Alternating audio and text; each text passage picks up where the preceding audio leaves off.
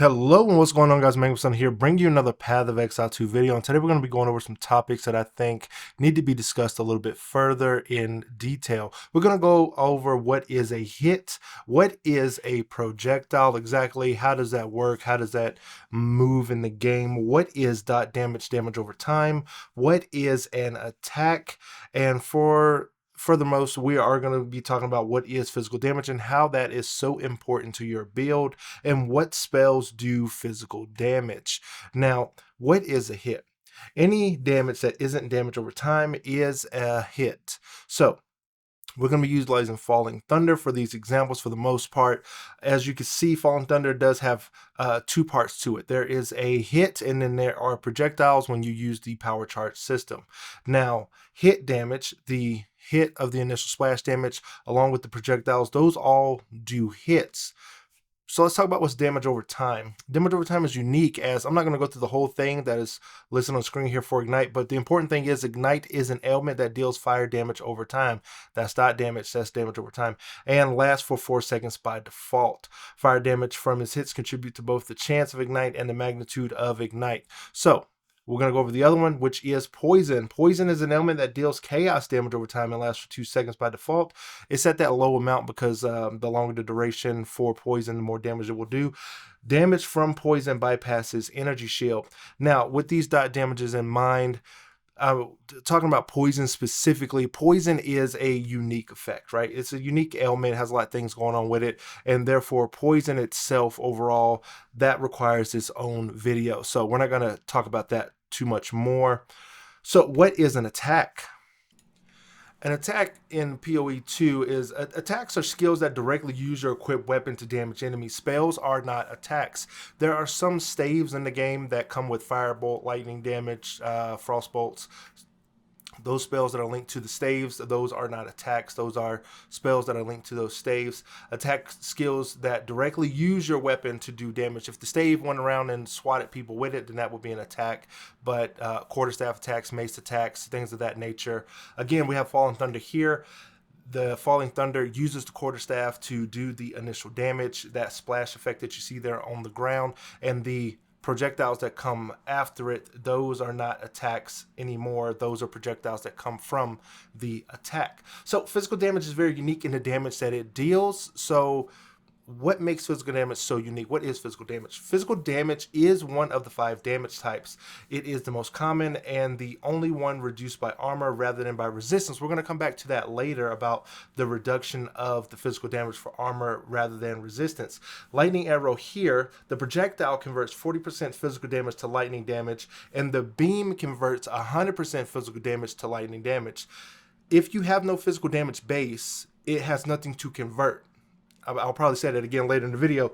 Poison, again, is unique because the arrow itself does the damage of the hit, and then the magnitude of the poison is determined by the physical damage done by that hit. The poison burst does not hit, as it hits as though hitting enemies. Any damage that isn't damage over time is a hit, so the poison burst is damage over time. Going over the 5 different damage types that are in the game: physical, fire, cold, lightning, and chaos. Physical damage at the top is one of the more confusing ones that I would say. You know what fire does, you know what cold looks like, and so on and so forth. If we look at these 2 bows, one of these is good, one of these is bad. One has physical damage and one does not. One has base chaos damage. So if you use the bow with base chaos damage, you are not going to get any conversion from to your skills for that physical damage to convert over into something else. You get what I'm saying? So if you have a base of physical damage or add it to physical damage, or attacks deal 1 to 4 physical damage, there is a physical damage base. We're going over the skill tree right quick. It's not really nothing too important, but I want you to understand about the uniqueness and I want to say specificity, right? I want to make up words. The specific things that physical damage does boost, right? There's not a lot of things for physical damage. It's kind of unique on the passive tree to get physical damage. It's not located in abundance everywhere. But if you were to look up projectile damage, you will notice that projectile damage is quite prevalent in almost every single one of the ranger type areas. You're not really going to find projectile damage too much outside of the classes that really are going to use it, and that's going to be the hunter. I want to say huntress, maybe, not huntress, the person who uses the bow and the crossbow user. I rarely play with any of those classes, so forgive me for, but you know what I'm talking about. So if we take a projectile is a moving attack or spell that usually impacts with targets when it's hit. When a group of multiple projectiles is fired from the same source at the same time, only one projectile in the group can hit each target unless otherwise specified.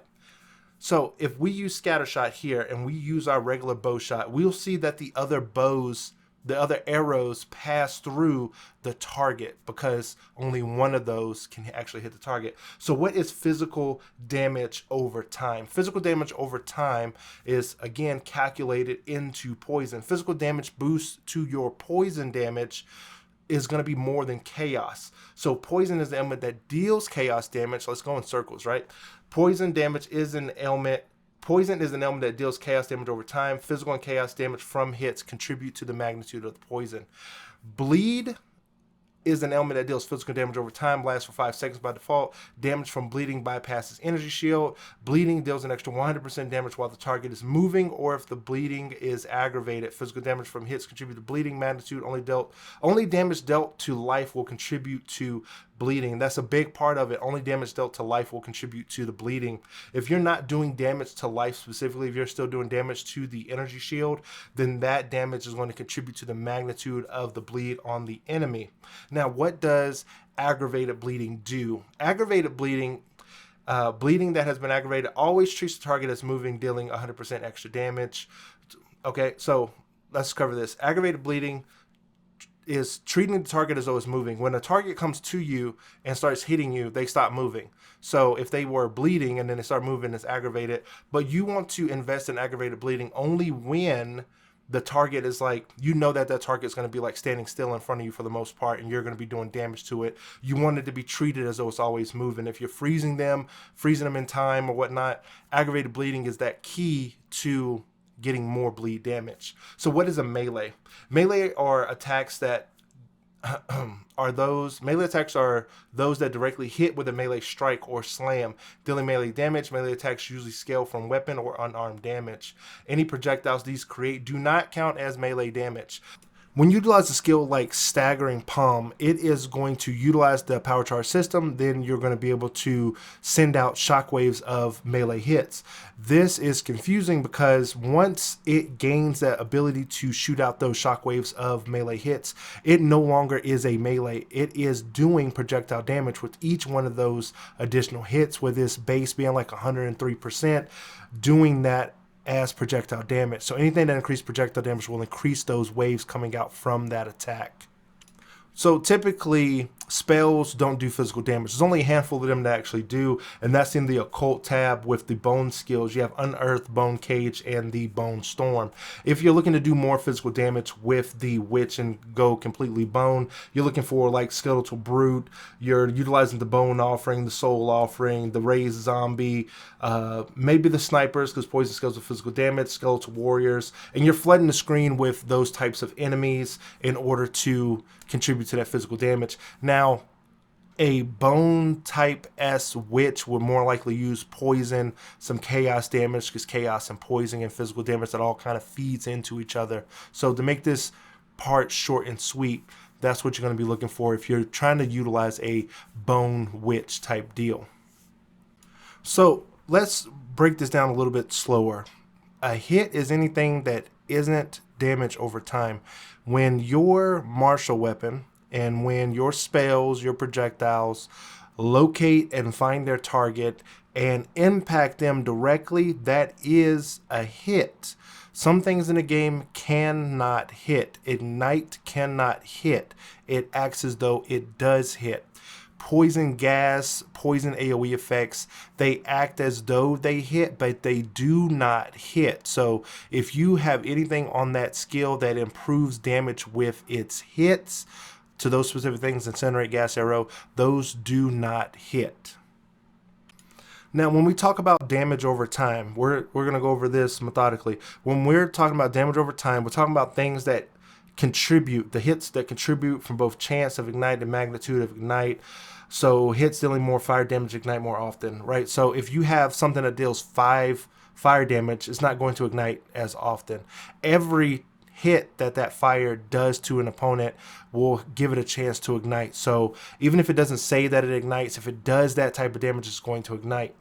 Poison in this example, the more physical damage that you have, the more chances, the more magnitude of that poison damage is going to be exerted to the enemy. You want your magnitude to be up higher to deal more of that to the opponent.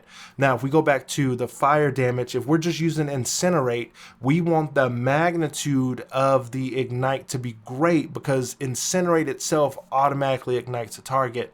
Versus when we talk about poison, poison has physical and chaos damage that contributes to the damage of the poison, but it isn't the magnitude of the poison itself, right? So the magnitude of the poison is the amount of the poison that the enemy is taking from your hit. It isn't the overall damage over time that is going to be taken from that, because that's based off of your physical and chaos damage. So an attack in PoE 2, an attack in PoE 2 specifically uses martial weapons. Again, the example that I used earlier in the video is if you have a stave and it went around and you were whacking people with the stave, right? Then that stave will be doing an attack. Quarter staves, mace attacks, sword strikes, axe attacks, hammers, those all do attacks. Now, you'll be an archer and you'll be looking at your kit and being like, oh, well, my bow attack says it's an attack. The bow attack is a bow attack, but if you look at the suffix for it, it is an attack that is a projectile. It doesn't do a slam. It doesn't do a strike. It doesn't do a melee or a melee, whatever you want to call it.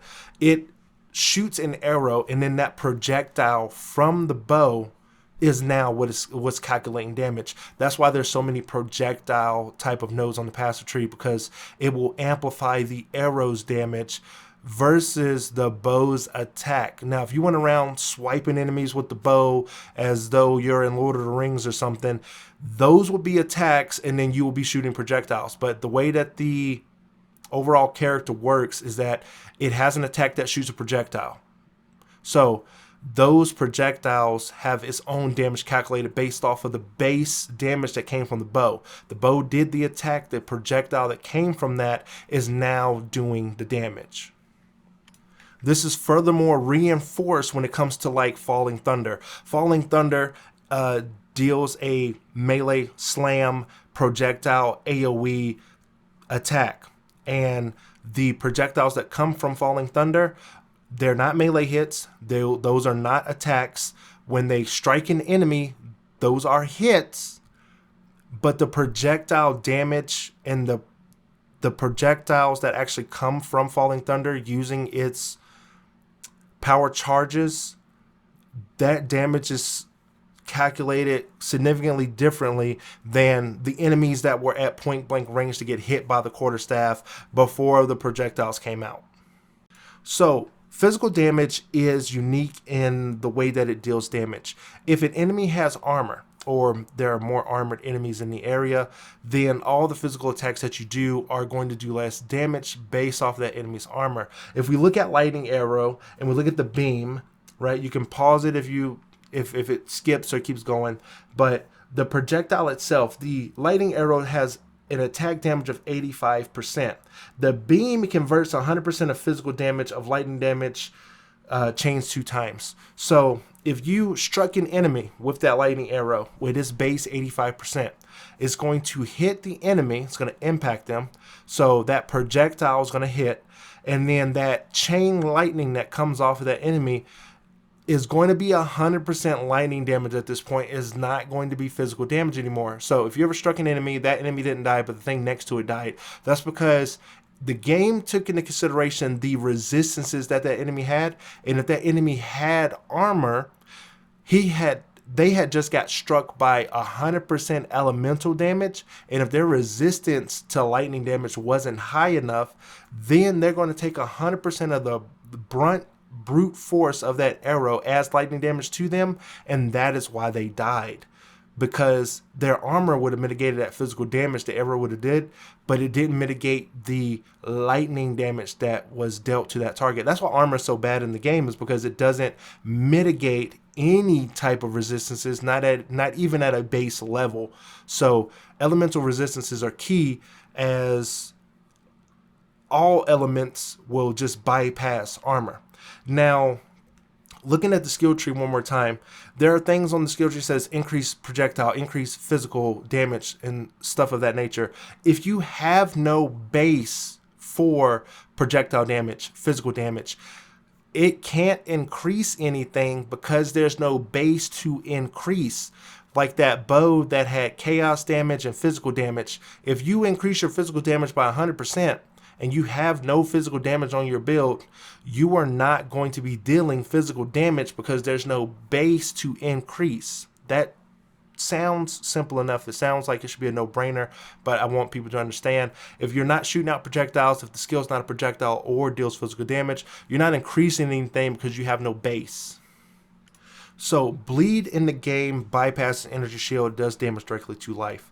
And you may be thinking that if an enemy has an energy shield, I'm hitting them with bleed, I'm bypassing their energy shield, I'm doing damage directly to their life. Okay, yes, you are doing that, but you are also getting your damage mitigated by the armor, because it says that damage from bleeding bypasses energy shield, but bleed is physical damage, which is mitigated by armor. So if you have a high amount of armor, then the damage of bleed to you will be less. Not saying that if you step into a blood puddle, you should be able to tank it. Don't do that, because eventually you're either going to move out of that blood puddle, therefore the bleed will be aggravated and you will take 100% more of that damage. So it's a wonky thing, I know, but if you're utilizing a bleed build, you need that bleed to be at 100% of its power. So if it has an energy shield, if it has armor, then the physical strikes that you're doing to that target, all those things are mitigated, therefore your bleed is doing less damage than you want it to be. And then once the enemy starts moving, that bleed becomes aggravated, and then they start taking more damage, and you're thinking, oh, my bleed is working. But in most cases, you're either going to be stuck in a bad spot because the enemy's not bleeding fast enough, or you're not understanding why you're not doing enough bleed damage. And that's because you haven't spec'd into aggravated bleeding for those small moments where enemies are just directly in front of you and not taking 100% of that bleed damage, or overall, you more or less are doing strikes with your physical weapon, your martial weapon, you're doing melee strikes or slams or something of that nature. You're doing bleed to the target, but the target is mitigating that bleed based off of their armor values or something of that nature. Their base, if it's an armored enemy, they're going to take less bleed damage. You're wanting to bypass that. That's why the warrior specs into breaking armor, because when they have no armor, they would take more bleed damage. You see how that works in conjunction, and how the ranger ends up utilizing poison to break armor in order to do more poison to that, because poison is physical damage, and it will do more damage if the armor of the enemy is broken, because they have nothing to mitigate that physical damage that's contributing to the overall magnitude of the damage being dealt to them. So when we talk about melee damage is slams and melee attacks. Slams generate an AoE, such as Sunder or Earthquake. Those are slams that is going to do melee damage.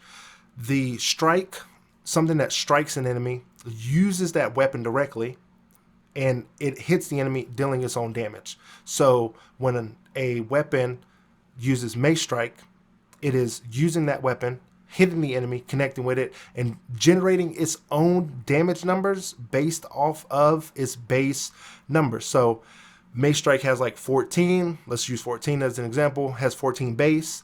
You hit the enemy, you're striking with it. Mace Strike deals 220% extra attack multiplier on that 14 in order to generate the number it would have done with that hit. And then when you do a slam is a melee AoE effect that is generating its own area of effect and dealing that melee damage that came from the weapon, but not using the weapon directly, such as Sunder. So I hope that made sense, or you're more confused than when you got here. I hope you guys did enjoy the video. I am a blue collar worker just like many of you guys out there, trying to get these PoE2 videos to you as quickly as possible. So hit the like button if you learned something, hit the subscribe button if you want to come back for my content as slowly as it does come out. I apologize, but again, I work a 9 to 5 and I'm trying to do my best to get you guys the most relevant and up-to-date information on Path of Exile 2 as I possibly can. And until next time, I'll see you in the next one.